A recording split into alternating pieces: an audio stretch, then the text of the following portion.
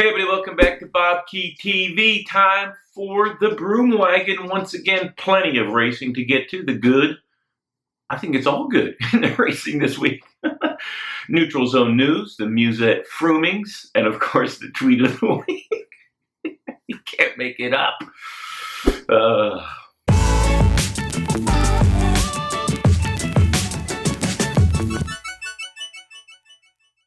All right, everybody, into the racing. New race in Italy, Adriatica Ionica, 5-day race. Quick Step on fire. 4 out of 5 stages go to Quick Step, including the team time trial. Nicky Terpstra amongst the riders at that race in Italy. And will be on the roster, by the way, for the Quick Step squad, the only rider in the Adriatica Ionica from Quick Step to be in the Tour, but they did a great team time trial. Also 3 stage wins from Elia Viviani. Brings his season total to 12. I have it, and this race, 41 wins on the year for the Quick Step team. Absolutely flying. The overall, however, big mountain stage, finishing at the top of the Passo Giao that I've raced up a number of times during the Giro and other races in Italy. Grim climb. Ivan Sosa, the Colombian rider on the Androne Giocattoli team, getting the stage win and holding on in the overall title. Cavendish was there, still honing his form before the Tour de France. Mixed it on the last stage, came up just a little bit short from Elia Viviani, and his teammate Mark Renshaw was there to do the lead out.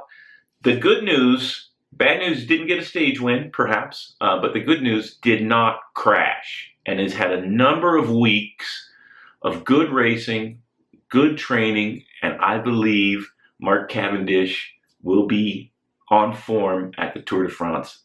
This race was a great addition to his calendar, his race schedule, and I think he's going to be ready to contest the sprints at his, maybe not his peak when he was the dominant sprinter in cycling, but I think he'll be solid enough for a couple of stage wins at this year's Tour. So don't sleep on Cav at the 2018 Tour de France. That's my takeaway from the Adriatica Ionica. Great little race in Italy.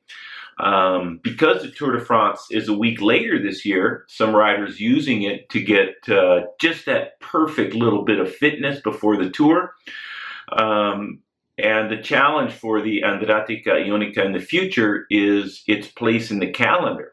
And that's 5 stages, 3 sprint stages, a team time trial, and a mountain stage. That format could change a little bit and could be one of the races, including Tour de Suisse and Dauphiné, that riders use to get ready for the Tour de France. National championships in Belgium. This is huge for Quick Step. Yves Lampaert wins the title. They, along with the Tour of Flanders, Paris-Roubaix, the other classics, the National Road Racing Championships are one of the defining races for the Belgian Quick Step team, maybe more so than the GC and the Tour de France. I'm sure they wouldn't refuse that. But Yves Lampaert, your road racing champion from Belgium, and he will wear that jersey on the Quick Step team in the Tour de France. So look for that very iconic champion of Belgium's jersey in the Tour de France coming up. In Spain, Gorka Izagirre just beating Alejandro Valverde. Bahrain hasn't announced their roster yet for the Tour, besides Vincenzo Nibali, obviously, but Gorka Izagirre probably on that. Poland, Michael Kwiatkowski. Slovakia, Peter Sagan. So a lot of the big stars in cycling have won their national titles. And it'll be great to see some of those jerseys, presumably, I would say Kwiatkowski most likely for Sky at the Tour. All of those guys probably be in the Tour de France. But Peter Sagan will not be wearing his national jersey. He'll be wearing the World's jersey, at least until the World Championships in Austria later on this season. And it brings to mind what the UCI could do to remind people that the world champion might occasionally also be the national road racing champion. So maybe a little window somewhere on the jersey to give some credit for winning the National Road Race Championships. And Peter Sagan has done just that for Slovakia. In the United States of America, Nate Brown's younger brother, Johnny Brown, winning the national title for the Action Hagens Berman squad, only 21. EF might need some fast Americans. Better sign them up. In the time trial, Joey Roscoff winning that title. In the women's race, women's road race, Corinne Rivera, after a number of close calls, getting the elite title. 72nd national title. 7-2. Goodness. Oh, man. Why not make it an even 100 before Corinne Rivera gets done of national titles? It's incredible. And Corinne, maybe the best cyclist that we have internationally between men and women. Women's time trial won by Amber Neben, defending her title. In the crits, Leanne Ganser. Only one teammate was able to overcome the juggernaut Rally cycling team in the women's edition, but Rally 1-2 in the men's with Ty Magner getting the win and Eric Young getting second place. All right, that's it for racing. All good. Up next, the Neutral Zone News. Alrighty, up first in the Neutral Zone News, TJ Van Garderen. Which, by the way, the rumor mongering has started early this year with a lot of big names being linked to different programs. It officially starts August 1st, but the rumors, and we'll get to some more rumors in a moment, but TJ Van Garderen rumored to be going to the Education First Team, EF, from BMC. BMC most likely will cease to exist at the end of the year, especially in its current form. A title sponsor, if I understand correctly, Jim Ockwitz is still looking for. One challenge that any manager faces is that if you don't have a title sponsor that can guarantee the salaries for the coming years, your big stars have a tendency to change teams. And we'll get to Richie Porte in a minute, the other BMC GC rider. And so because of that, if you don't have the star riders, you can't find the sponsor. So very tricky situation. And we'll see if BMC in a different iteration carries on into the next season. But a lot of the stars already linked with other teams, including Richie Porte. Looks like Trek Segafredo is currently at the head of the rumor list, if you believe the rumors. TJ to EF, I think that's a pretty good move. American on an American team. And TJ, plenty of watts in the legs, believe me. But it seems as if TJ will still be in the World Tour and still in the biggest races if the rumors prove to be true that he changes teams to EF. And also, I think it's a good move if Richie Porte goes to Trek Segafredo. Bauke Mollema is their GC man. Bauke has a chance to firmly establish himself for the future years by doing a good Tour de France. And same goes for Richie, who just won Tour of Switzerland. So these are just rumors, though, folks. But a lot of times, the rumors turn out to be true. But it's a topsy-turvy, silly season, and it will begin in earnest the 1st of August. So stay tuned to BobkeTV, if it's still in existence, for the transfers and how that will affect international cycling in the next couple of years. Chris Horner's taken a couple years off to rectify some breathing difficulties that he's had for a number of years. Seems to have been treated and cleared up, and he's racing again for Team Illuminate. And he's just competed in the National Road Racing Championships, mentioned just a moment ago, won by Johnny Brown, but Horner did not finish. But he has a couple of stage races to get back in shape, Tour of Romania, and a 2-week stage race in Colombia. That's got to be the longest stage race outside of the Grand Tours. Plenty of racing miles for Chris Horner to get back in shape. Maybe get back to his winning ways this fall. Time will tell. All right, everybody, next up, the Musette Musings.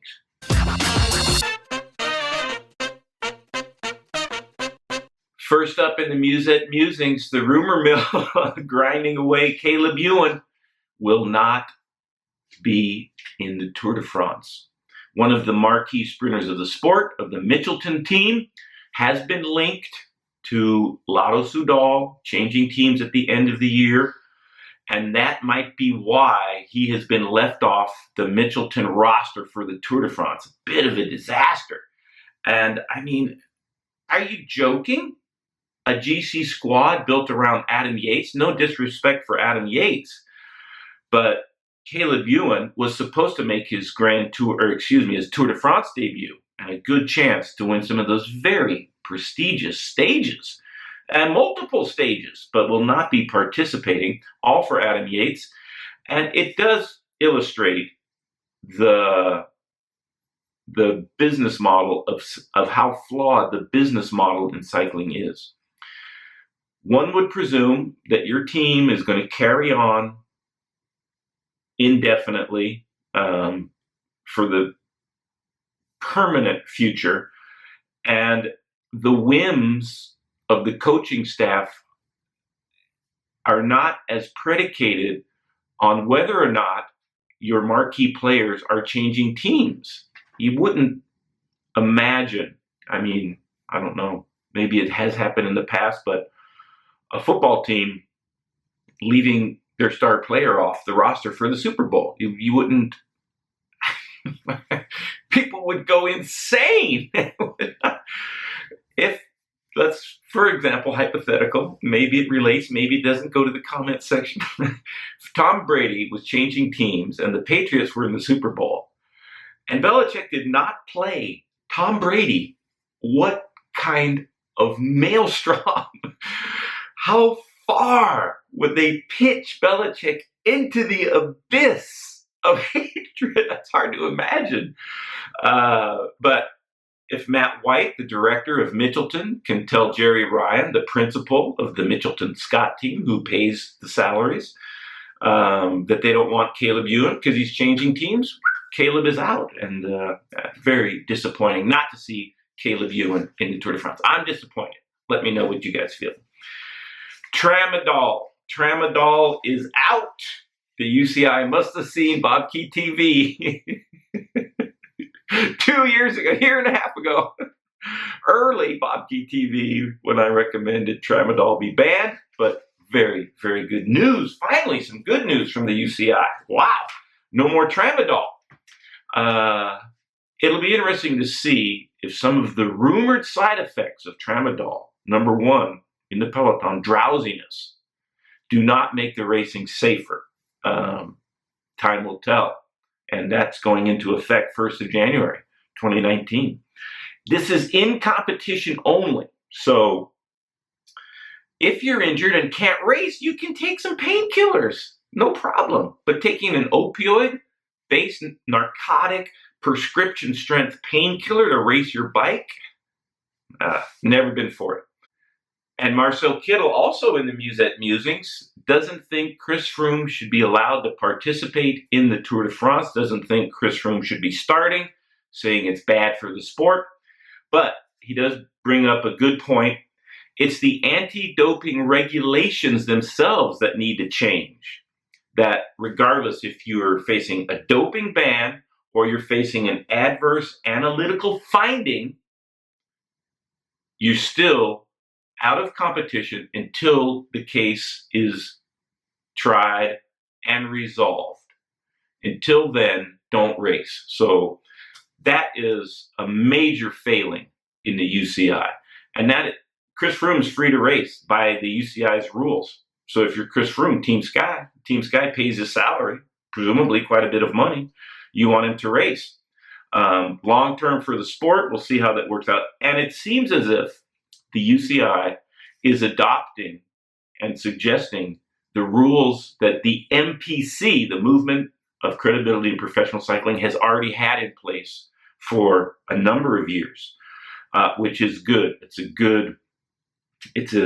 good trend that the UCI is realizing how flawed this AAF adverse analytical finding, excuse me, I can't even say it, I've said it 3 million times already. But Kittel coming on the same side as Romain Bardet, Tom Dumoulin, and Bernard Hinault. Speaking of whom, Bernard Hinault recommending the Peloton go on strike if Froome is allowed to race. That is an extreme step that I don't think the Peloton will take. It's interesting to suggest that. It generated huge headlines. It's totally unrealistic. But I mean, if even there was a threat of a strike by the Peloton, I don't see how Team Sky could start Chris Froome, regardless of whether or not he's allowed to do so by the rules. They would be the only team on the start line. That would be silly. And it did, for the first time in a long time, promote a response from Team Sky. And this is what they said. Bernard Hinault's comments are irresponsible and ill-formed, which Bernard Hinault said that Chris Froome has given a positive drug test, which is not exactly the case. And Team Sky may be splitting hairs a little bit. You go to the comment section with your squeaky clean language. Let me know what you think. I would say this: splitting hairs with the Badger is a good way to get your scalp torn off. Anyways, Team Sky went on to say, it's a difficult situation which no one wants resolved more quickly than Chris Froome and Team Sky. That is a bold-faced lie. That is not true. They've just given the UCI a 1,500-page document that will explain why Chris Froome should be exonerated, presumably. War and Peace by Tolstoy is 1,225 pages. The New Testament, 1,200 pages. How do you need 1,500 pages to explain why you don't have too much salbutamol in your urine, which you already take? So I want everybody to tell me what's the most plausible explanation that Chris Froome had elevated salbutamol in his urine after stage 18 of 2017's Vuelta a España. My thinking, the most plausible is he took too much. Why did he not have elevated levels in the other 100+ anti-doping tests he's taken? We'll see. Time will tell. At this point, Chris Froome is starting the Tour de France. The riders aren't going to strike. That's not going to happen. But we'll see what happens with the crowd. I hope that that people respect the riders, respect the race, and there's no interference. There's no abuse whatsoever. That might be asking a lot of the crowds that have already, for a lot less incentive, already abused Chris Froome in the Tour de France. So time will tell. And this is going to intensify as we get closer to the mountain stages of the Tour de France. Throughout the first week, throughout the team time trial, and depending on the race situation, it's going to get hotter and hotter as the Tour transpires. Vuelta director Javier Guillen has begged the UCI to please resolve the Chris Froome case before this year's Vuelta. Say it must be known the 2017 winner. Who won 2017? We must know before 2018. Reasonable? That's a reasonable request to me. Do you think that that's unreasonable? Please go to the comment section and let me know if you think Javier Guillen's request is unreasonable. That he knows, the race knows, who won last year's race. If Chris Froome, his case goes against him before the Vuelta, it will presumably be Vincenzo Nibali Then they can give out the number one, the previous, blah, blah, blah, all the things required in that. Doesn't seem to be asking too much to me. Let me know if Guillen's out of line. All right, everybody, next up, tweet of the week. Tweet of the week coming to us from Alberto Contador. In honor of the Soccer World Cup, a bit of footy. Take a look at this video. Tiempo de mundiales. España.